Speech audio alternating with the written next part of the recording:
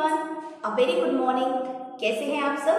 I hope कि आप सभी बच्चे स्वस्थ होंगे और अच्छे तरह से अपना ध्यान रख रहे होंगे। तो बच्चों, आज की हिंदी की कक्षा में आप सभी का स्वागत है। आज हम चलेंगे हिंदी साहित्य में हमारे T6 के सिलेबस की ओर, ठीक है? और क्या पढ़ेंगे, चलिए बात करते हैं। बच्चों, आपने कभी आदिवासियों के बारे में सुना है? आदिवासी हमारे देश की 8.6% जनसंख्या यानी कि लगभग 10 करोड़ आबादी, 10 करोड़ आबादी जो है वो आज के समय में भी आदिवासी है। ठीक, महात्मा गांधी ने इन आदिवासियों को गिरिजन कहकर संबोधित किया। गिरि यानी पहाड़, जन यानी के लोग, गिरिजन। भारत की कुछ फेमस जो आदिवासी जनजातियां हैं वो हैं भिलाला, गोंड, संथाल, कोली और मुंडा। ठीक, इस मुंडा समुदाय की, इस मुंडा जनजाति के ही एक नेता जिनका नाम था बिरसा मुंडा, उन्हीं की जीवनी हम अपनी आज की इस कक्षा में पढ़ने जा रहे हैं। ठीक, तो आज का हमारा पाठ है पाठ 16 और पाठ का शीर्षक है बिरसा मुंडा। बिरसा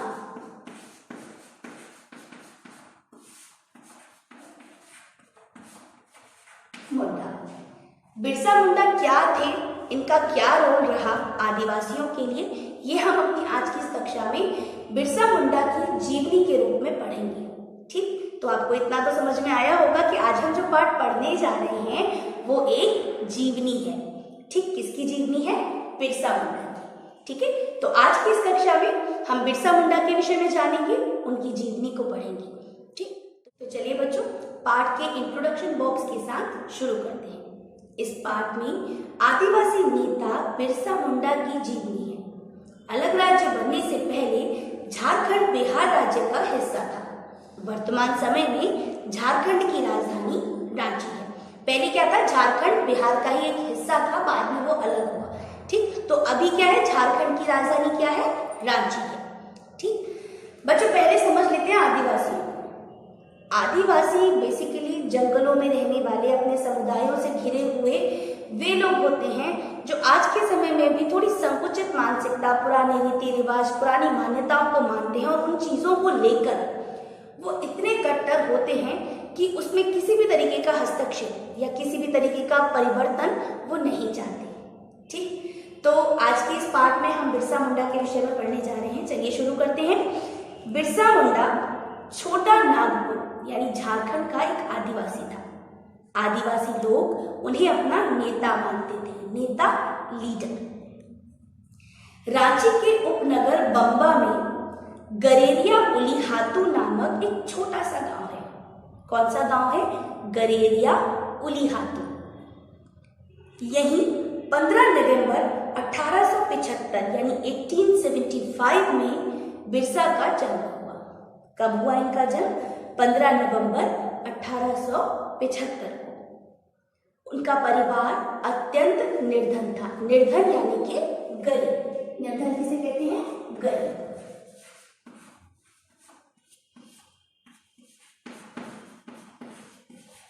और अत्यंत यानी कि बहुत, अत्यंत बहुत।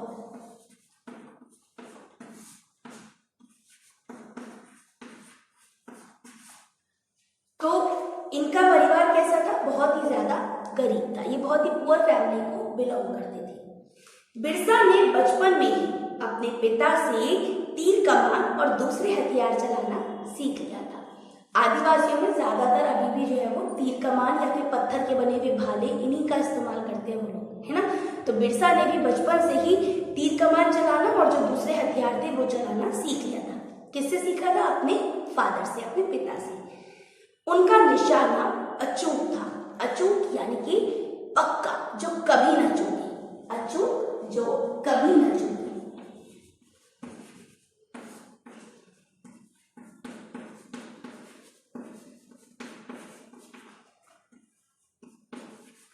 या हम कह सकते हैं पक्का। ठीक, तो उनका निशाना कैसा था? बिल्कुल पक्का था, अचूक था। उनकी मौसी खटंगा नामक गांव में रहती थी। कौन से गांव में रहती थी? खटंगा नामक गांव में रहती थी। वहीं के एक मिशनरी स्कूल में, मिशनरी जो क्रिश्चियनिटी के जो स्कूल होते हैं, ठीक ऐसे स्कूल में उन्होंने अपनी शिक्षा प्रारंभ की, अपनी एजुकेशन स्टार्ट की। वहां वह बकरी चराते और जमीन पर ही लिखने का अभ्यास करते। अभ्यास करना, प्रैक्टिस करना। ठीक, तो हुआ क्या, उनकी मौसी खटंगा नामक गांव में रहती थी, छोटे से गांव में। तो वहीं के एक मिशनरी स्कूल में, एक मिशनरी विद्यालय में इन्होंने अपनी एजुकेशन स्टार्ट की। ठीक, तो वहां पर वो क्या करते थे? बकरियों को चराते थे। ठीक है, बकरियों को चराते थे और साथ साथ जमीन पर, उनके पास ज्यादा सुख सुविधाएं तो थी नहीं, तो वहीं जमीन पर जो है वो लिखने का अभ्यास करता था। आप अगर अपनी पुस्तक में देख रहे हैं तो देखिए, ये बच्चा ये बैठा हुआ है और जमीन पर लिख रहा है ना। आगे बढ़ते हैं। वह इस काम में इतना खो जाते थे कि बकरियों को भूल जाते थे। यानी पढ़ाई में, उस अभ्यास करने में, लिखने का अभ्यास करने में वो इतने खो जाते थे कि वो बकरियों को भूल जाते थे। एक दिन उनकी बकरियों को भेड़िया उठाकर ले गया। कौन ले गया? भेड़िया उठाकर ले गया। जब उन्हें इसका ध्यान आया तो वह हक्का बक्का रह गए। हक्का बक्का रह जाना, हैरान रह जाना। वह भारी कदमों से घर लौट गए, बड़े ही दुखी मन के साथ, भारी कदमों से। भाई उनके पास जो बकरियां थी वो तो भेड़िया उठा के ले गया, ठीक है, तो उनके अंदर झिझक भी थी, डर भी था, तो बड़े भारी कदमों से वो घर लौट गए। मौसी को जब बकरियों के खोने की खबर मिली, खबर यानी कि सूचना, खबर,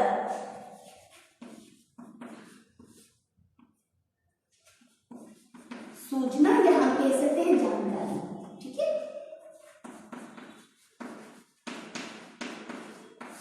तो मौसी को जब बकरियों के खोने की खबर मिली तो वह आग बबूला हो गई। आग बबूला होना एक मुहावरा है जिसका अर्थ होता है बहुत ज्यादा गुस्सा करना, बहुत अधिक क्रोध करना।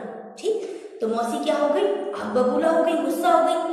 बिरसा को खटंगा छोड़ना पड़ा, यानी जो मौसी का गांव था वो छोड़ना पड़ा और वो अपने बड़े भाई कोमता के पास रहने लगी। क्या नाम था इनके बड़े भाई का? कोमता। बचपन में बिरसा को बांसुरी बजाने का बहुत शौक था। बांसुरी आप सब समझते हैं, फ्लूट, राइट? तो बांसुरी बजाने का बड़ा शौक था।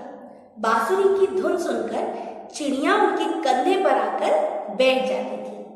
वह हिरणों को भी बांसुरी की टेर से अपने पास बुला लेते थे। बांसुरी की टेर यानी कि बांसुरी की धुन। ठीक, तो क्या होता था? उनको बांसुरी बजाने का शौक था और उनकी बांसुरी की आवाज सुनकर के चिड़िया भी इतनी मोहित हो जाती थी कि वो आकर के उनके कंधे पर बैठ जाती थी। ठीक, इसी तरीके से अपनी बांसुरी की धुन पर वो हिरणों को भी, यानी हिरण को भी अपने पास बुला लेते थे। गांव में एक धनी ब्राह्मण थे, आनंद पांडे। क्या नाम था उन ब्राह्मण का? आनंद पांडे। बिरसा ने उनके यहाँ नौकरी कर ली। बिरसा मन लगाकर उनकी सेवा करने लगे। आनंद पांडे भी उन्हें भरपूर प्यार देते थे।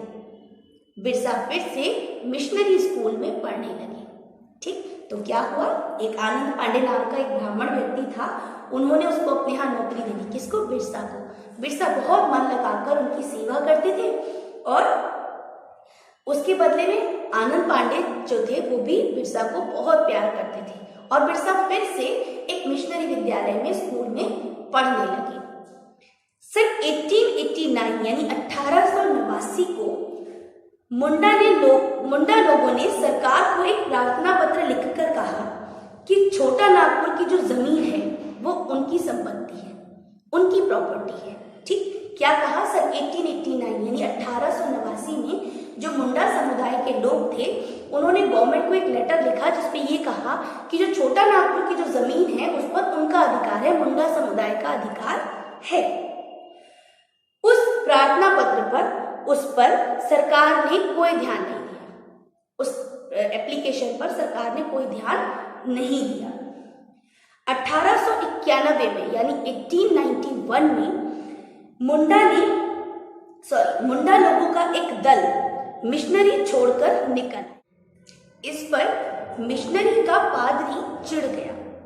पादरी ने बिरसा को भी दोषी माना, माना, यानी बिरसा को भी कल्प्रेट माना। ये माना गया कि इसमें बिरसा की भी गलती। 1 अक्टूबर 1894 यानी कि 1894 को एक नौजवान नेता के रूप में सभी मुंडाओं को एकत्र कर उन्होंने लगान माफी के लिए आंदोलन किया, जिसके फलस्वरूप 1895 में यानी कि 1895 में उन्हें गिरफ्तार किया गया। अब क्या हुआ, वो एक नेता के रूप में उभर रहे थे, एक लीडर के रूप में वो उभर रहे थे। तो उन्होंने क्या किया, सन 1894 में एक जो है ग्रुप बनाया, मुंडा जाति का एक ग्रुप बनाया और उनके साथ मिलकर के उन्होंने एक आंदोलन किया। आंदोलन किस लिए किया, लगान माफी के लिए। लगान के बारे में आप सभी पढ़ भी रहे हैं, है ना।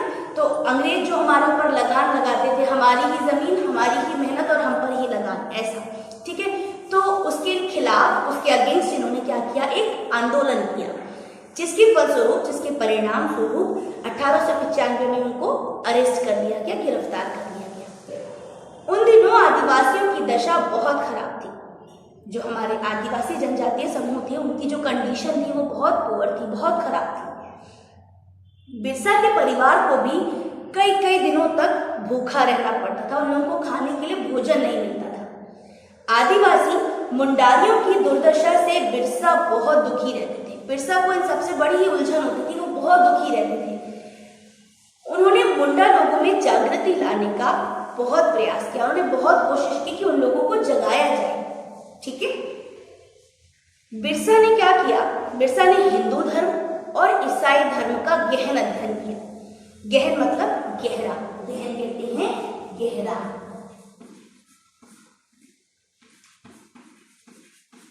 गहरा, तो बिरसा ने क्या किया, हिंदू धर्म का और ईसाई धर्म का गहन अध्ययन किया, उसके विषय में जाना और गहराई से डीप नॉलेज उसके बारे में प्राप्त की और इस निष्कर्ष पे पहुंचे, इस कंक्लूजन पे पहुंचे कि आदिवासी समाज जो है वो मिशनरियों से भ्रमित है, ठीक, मिशनरियों की बातों से वो कंफ्यूज है और साथ ही वो हिंदू धर्म को भी ठीक से समझ नहीं पा रहा है, ठीक है। ना तो वो मिशनरीज को सही से समझ पा रहा है क्योंकि वहां पर वो कंफ्यूज है, ठीक, और ना ही वो हिंदू धर्म को सही से समझ पा रहा है, ना ही उसको ग्रहण कर पा रहा है। तो बिरसा क्या करते थे, उन्होंने लोगों को खुलेआम उपदेश देना शुरू किया। क्या उपदेश देना शुरू किया कि तुम अनेक देवी देवताओं को छोड़कर केवल एक भगवान सिबोंगा की पूजा करो। उन्होंने क्या नाम दिया ईश्वर को, सिबोंगा, ठीक। तो क्या कहा कि तुम इतने सारे देवी देवता हैं, इनकी पूजा छोड़ो और तुम सिबोंगा पर विश्वास करो, उनकी पूजा करो। सभी जीवों पर दया करो, जितने भी जीव हैं इन पर क्या करो, दया करो। सभी भगवान की संतान है, हम आप हम सब कौन है, ईश्वर की ही संतान हैं।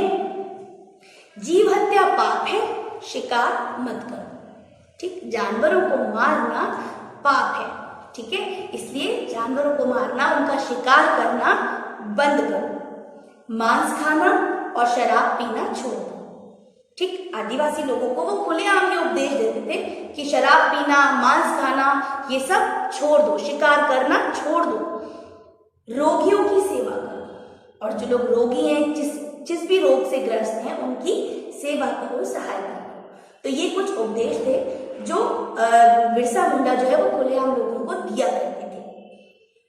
लोग उनकी बातों से बहुत प्रभावित हुए, ठीक, लोग उनकी बातों से बड़े प्रभावित होते थे।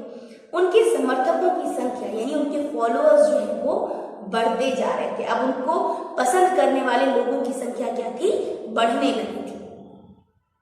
वह आजादी की लड़ाई में कूद पड़े, जो हमारा स्वतंत्रता संग्राम वगैरह हुए थे देश को आजाद कराने के, तो बिरसा मुंडा उसमें कूद पड़े, यानी कि उन्होंने हिस्सा लिया। कूद पड़े ना जंप मारी, ऐसा नहीं, ठीक है, कूद पड़े यानी उन्होंने हिस्सा लिया। उसने अंग्रेजों को देश से भगाने का प्रण किया।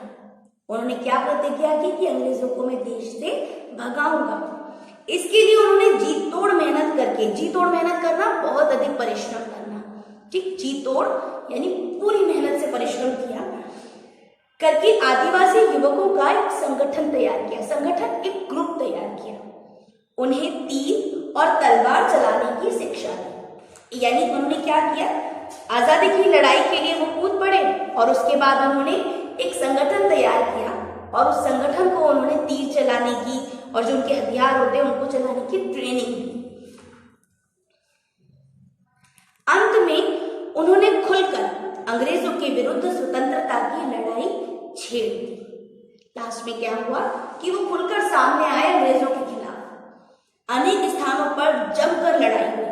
जब उन्होंने देखा कि अंग्रेज सेना का सामना करना कठिन है, तब वे अपनी पत्नी के साथ जंगल में छिप गए। जब उन्होंने देखा कि भाई अब तो अंग्रेजों को यहाँ तक तो वो पहुंच गए, अब उन्हें लगा कि यहाँ के आगे उनके लिए मुश्किल है, तो उन्होंने क्या किया, जंगल में अपनी वाइफ के साथ छुप गए। तब किसी ने अंग्रेज को खबर कर दी। ठीक, कोई एक व्यक्ति होगा, उसने अंग्रेजों को एक खबर कर दी कि बिरसा यहाँ छुपे हुए हैं। बिरसा पकड़े गए। बिरसा के पकड़े जाने पर संपूर्ण छोटा नागपुर में तहलका मच गया। हुआ क्या, उनके हाथों में हथकड़ियां पहना दी गई बिरसा के पकड़े जाने पर, और बिरसा के पकड़े जाने पर संपूर्ण नागपुर, जो छोटा नागपुर था, वहां पर तहलका मच गया। तहलका मच जाना यानी शोर मच जाना। ठीक, वहां लोग पैनिक करने लगे। 9 जून 1900 को रांची की जेल में खून की उल्टी करते करते उनकी मृत्यु हो गई। यानी कि उनको ऐसी वॉमिट हो रही थी जिसमें ब्लड आ रहा था, और वो ब्लड वाली वॉमिट करते करते उनकी मृत्यु हो गई। आज भी मुंडारी आदिवासी बिरसा को भगवान के रूप में याद करते हैं। ठीक, क्योंकि देखिए उनके पास ऐसा कोई और नेता तो था नहीं जो उनके हक के लिए, उनके अधिकारों के लिए लड़े, है ना। तो बिरसा एक ऐसे व्यक्ति थे जिन्होंने उनको सिखाया, उन्हें ट्रेंड किया, उन्हें जागृत किया। तो वहां के लोग, जो मुंडारी समुदाय है, उसके लोग आज भी बिरसा मुंडा को ईश्वर के रूप में याद करते हैं। ठीक, वह इतिहास में बिरसा मुंडा के नाम से सदैव जीवित रहेंगे। सदैव यानी कि हमेशा, फॉरएवर। सदैव यानी हमेशा। ठीक, तो देखिए ये घटनाएं कब की हैं, और आज की तारीख में भी हम बिरसा मुंडा को उतने ही सम्मान के साथ याद। तो ये पाठ यहाँ पर समाप्त हुआ बच्चों। आई होप कि ये पाठ आप सभी को समझ में आया होगा। जहां पर आपको ना समझ में आए वहां पर आप मुझसे पूछ सकते हैं। ठीक, तो क्या सीखा हमने इस पाठ में? हमने देखा कि बिरसा मुंडा एक आदिवासी, एक जनजातीय समूह से होते हुए भी उनके अंदर पढ़ने की लगन थी, है ना। उन्होंने रूढ़िवादी मानसिकताओं को, विचारधाराओं को दरकिनारे करते हुए पढ़ाई पर फोकस किया। ठीक, वो पढ़ने में इतने जो है वो तल्लीन हो जाते थे, इतने एकाग्र होकर पढ़ते थे कि उन्हें ध्यान ही नहीं रहता था कि वो बकरी चराने आए हैं, है ना। और इसी के चलते वो बकरियों को भेड़िया उठा कर ले गया, है ना। और देखिए बच्चों, हम सबके पास इतनी सुविधाएं हैं, कागज है, पेन है, सब कुछ है, हम उसका कई बार मिसयूज भी करते हैं, है ना। हम उन्हें फेंक देते हैं, गलत तरीके से प्रयोग करते हैं। लेकिन आप बिरसा मुंडा को देखिए, उनके पास उतने साधन नहीं थे, उसके बावजूद वो क्या करते थे, जमीन पर लिखने का प्रयास करते थे, है ना। तो पढ़ने के प्रति उनकी रुचि के बारे में बताती है ये बात। ठीक, इसके अलावा हमने ये देखा कि बिरसा मुंडा के भीतर देश प्रेम जो था वो कूट कूट के भरा था, जिस कारण वो अंग्रेजों के खिलाफ खुलकर उतरे, है ना, और अपने अंतिम समय तक अपने देश के लिए लड़ते रहे। ठीक, साथ ही हमने ये भी जाना कि बिरसा मुंडा के भीतर एक नेता की, एक लीडर की सारी क्वालिटीज थी। इसीलिए तो मुंडा समुदाय के सारे लोग जो है उन्हें पसंद करते थे, और आज भी जो है वो उन्हें भगवान की तरह याद करते हैं, है ना। हमने एक चीज और सीखी बच्चों कि बिरसा मुंडा के भीतर दया का भाव था। हमें ये कैसे पता चलता है? क्योंकि उन्होंने जो उपदेश वो लोगों को दिया करते थे उसमें उन्होंने क्या कहा था कि जीवों पर दया करो, उनका शिकार मत करो, उनकी हत्या मत करो, है ना। और साथ ही साथ दया का भाव हमें ऐसे भी पता चलता है, उन्होंने कहा कि रोगियों की सेवा करो, जीवों पर दया करो। ठीक, तो ये सब था बिरसा मुंडा के बारे में। आई होप कि आप बिरसा मुंडा के जीवन से बहुत कुछ सीखेंगे। ठीक है, तो आज के लिए इतना ही बच्चों। आप सभी बच्चे अपना ध्यान रखिएगा और इस पाठ को मन लगाकर पढ़िएगा। ठीक है, so bye everyone, take care, have a great day.